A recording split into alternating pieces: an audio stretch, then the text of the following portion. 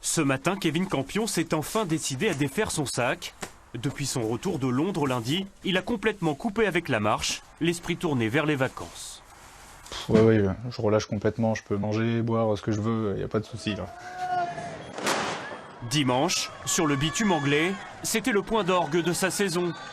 Sur le 20 km, il a pris la 24e place des mondiaux, son meilleur résultat dans un rendez-vous planétaire. Pourtant, le postier diepois a du mal à savourer, lui qui était encore dans le groupe de tête à mi-course. Ce qui n'empêche pas les messages de félicitations d'affluer.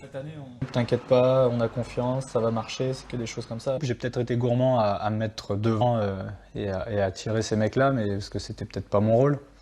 Mais bon, j'ai rien à regretter, j'ai essayé et ça n'a pas marché. Peut-être que ça marchera la prochaine fois, on verra.